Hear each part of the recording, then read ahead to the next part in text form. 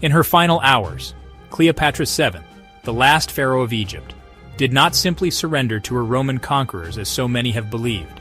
Instead, she faced the end of her reign with a fierce determination that would echo through history.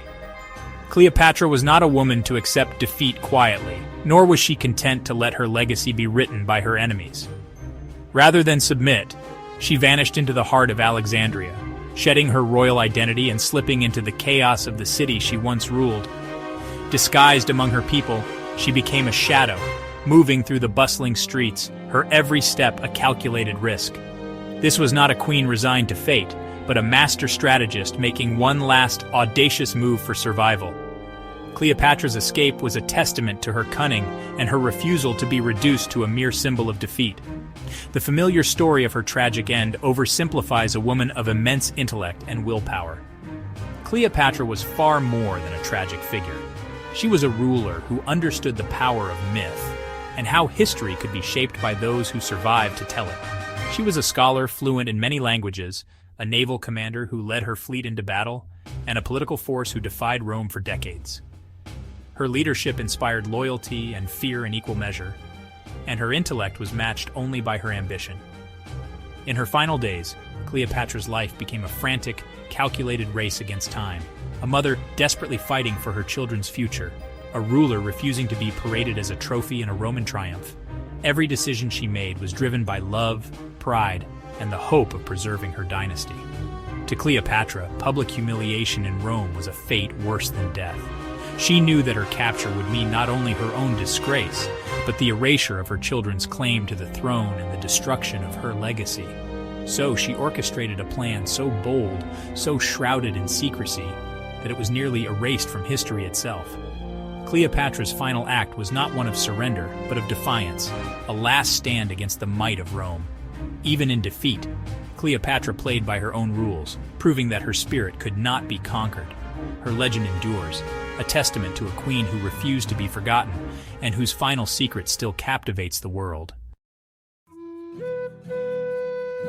Cleopatra was the last spark of a 3th-century dynasty descended from Alexander the Great's general.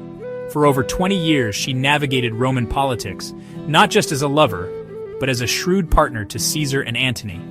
By 30 BC, her world was collapsing, her dream of an Eastern empire shattered at Actium.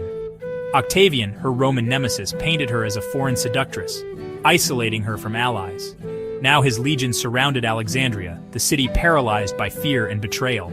Antony, broken by defeat, took his own life after a false report of Cleopatra's death. Alone, Cleopatra faced the end of her dynasty. Surrounded by enemies, her army gone, she was left to salvage a future for her children. The Ptolemaic dynasty was ending with her. The twilight of Egypt's pharaohs had come. Cleopatra's greatest threat was Octavian, Julius Caesar's heir, cold and relentless. For him, conquering Egypt was personal. Cleopatra was a foreign queen, a powerful woman, and mother to Caesar's son, Caesarion, a direct threat to Octavian's claim. Octavian sought not just Egypt's wealth, but the total erasure of Cleopatra's line. His ultimate prize was to parade her through Rome in chains, a symbol of his supremacy. Cleopatra knew capture meant death for her children. She had 4 Caesarion, and 3 by Antony, Alexander Helios, Cleopatra Selene, and Ptolemy Philadelphus. Octavian would not let any rival heirs survive. Every decision Cleopatra made was driven by the terror of her children's fate. For her, the fight was no longer for a throne, but for her family's survival. The wolf was at her door and time was running out. With Romans swarming Alexandria, the city trembled under the weight of foreign boots and the threat of conquest. The once glorious capital, filled with marble palaces and bustling markets, now echoed with the shouts of soldiers and the fear of its people. Cleopatra, Egypt's last pharaoh, faced an impossible choice. Surrounded by enemies and betrayed by fate, she made a daring decision. She would disappear, vanishing from the world that once adored her. She shed her royal finery for a servant's coarse tunic, letting go of the silks and jewels that had defined her since childhood. Each piece she removed was a step away from her identity as a queen. Hiding her hair beneath a rough scarf and smudging her face with dirt, she erased every trace of royalty. Her transformation was not just physical, it was a test of her will and her courage. For a woman raised as a living goddess, worshipped by thousands, this was a profound and humbling metamorphosis. She stared at her reflection, barely recognizing the woman who looked back. She had to move, speak, and act as a slave, her regal confidence replaced by the quiet humility of the invisible. Every gesture, every word, had to be carefully measured to avoid suspicion. Using her knowledge of the palace's secret passages, Cleopatra navigated the labyrinthine corridors she'd known since childhood, now transformed into her only hope for escape. She slipped through service corridors, her heart pounding with every step, blending into the shadows where only servants dared to tread. Among the palace staff, she became just another face, one more pair of hands in the endless work of the royal household. The Queen of Egypt was now invisible, hidden in plain sight. Her goal was clear: escape through a hidden gate into the crowded alleys of Alexandria, where anonymity might offer her a chance at survival. The irony was bitter. Octavian's propaganda had called her a slave to passion, a woman ruled by her heart rather than her mind. And now, to survive, she became a literal shadow among slaves, her royal blood hidden beneath rags and silence. In the teeming city, a queen was a target, a slave, invisible. The bustling crowds became her shield, the noise her cover. Her disguise was her only shield, her anonymity, her last defense against the world closing in. In the shadows, she clung to hope, knowing that every moment spent unseen was a victory over her enemies. Cleopatra's fate now depended on her ability to vanish completely, a queen's legacy hanging by the thinnest thread of secrecy. Escaping the palace was just the beginning. The echo of footsteps in the marble halls still haunted Cleopatra as she slipped into the night, her heart pounding with every shadow that flickered across the walls. Behind her, the world she once ruled was crumbling, and ahead, only uncertainty awaited. Alexandria's streets were chaos, Roman patrols, looters, and terrified citizens everywhere. The city, once a beacon of culture and power, now felt like a labyrinth of fear. Torches flickered in the hands of soldiers, casting long, menacing shadows as they searched for fugitives. Cleopatra, with her loyal handmaidens Iris and Charmian, navigated the back alleys, senses on edge. Every sound, a distant shout, the clatter of sandals on stone, sent a jolt of fear through them. They clung to the darkness, trusting only each other. Their destination, a safe house near the Canopic Gate, owned by a trusted merchant who had risked everything to help them. It was a fragile sanctuary, hidden among the twisting streets and guarded by secrecy. The plan was to hide until the initial Roman sweep passed, then flee south by ship to Upper Egypt. The Nile, winding and mysterious, offered a slender hope of escape, but the journey would be perilous. There, she hoped to regroup or escape further abroad. Perhaps in the distant lands beyond the reach of Rome, she could find allies or sanctuary.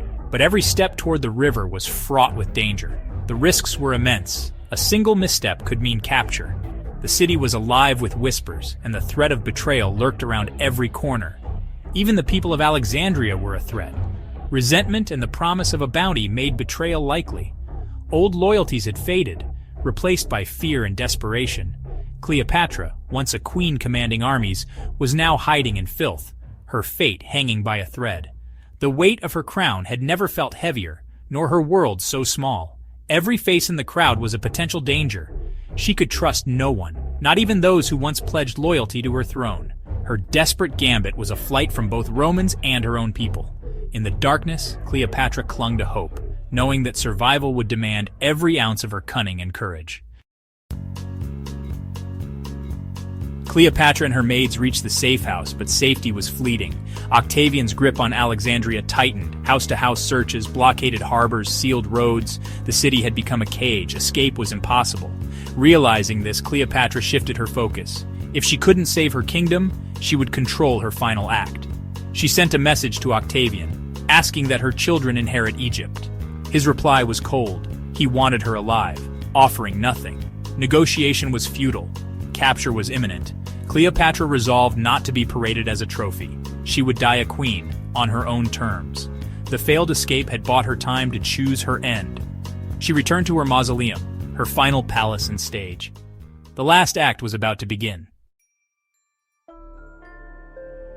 The journey back to her mausoleum was perilous. Roman soldiers everywhere. Disguised, Cleopatra and her maids joined a temple procession, using the crowd as cover. The mausoleum near the Temple of Isis was both fortress and tomb, filled with treasure and memories. Inside, they barred the doors, sealing themselves in. Cleopatra shed her disguise, reclaiming her royal dignity. She sent Octavian a final message: let her be buried beside Antony. The implication was clear: she would not be taken alive. Octavian, furious, ordered her captured at all costs. Inside, Cleopatra prepared for death as for a ceremony, bathing, dressing in royal regalia, surrounded by loyal friends. The mausoleum became her final stage, a monument to love and defiance. The end was near, but it would be on her terms. Cleopatra's last stand was set. Octavian's soldiers stormed the mausoleum but found it sealed. Inside, Cleopatra was calm, her choice made.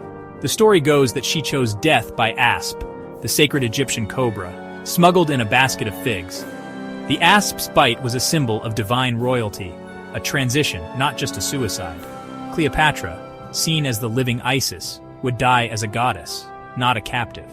Her handmaidens, Iris and Charmian, chose to follow her. When Octavian's men broke in, they found not chaos, but serene, regal death. Cleopatra lay on a golden couch, a queen in death as in life. Octavian denied his prize, granted her burial beside Antony. With her death, the Ptolemaic dynasty ended. Egypt became a Roman province. The age of pharaohs was over. Cleopatra's final act ensured her legend would outlast Rome's victory. Cleopatra's final days reveal a woman of courage, intellect, and unbreakable will. Stripped of power, she fought to control her fate, inspiring generations with her defiance. Her story is a reminder that history is shaped by extraordinary individuals, not just battles. Cleopatra's legend endures because she was a survivor, facing the end with dignity and strategy. Her tale challenges us to look beyond propaganda and see the real ruler behind the myth. If her story has captivated you, join us for more hidden histories and forgotten heroes. Subscribe and help keep these incredible stories alive.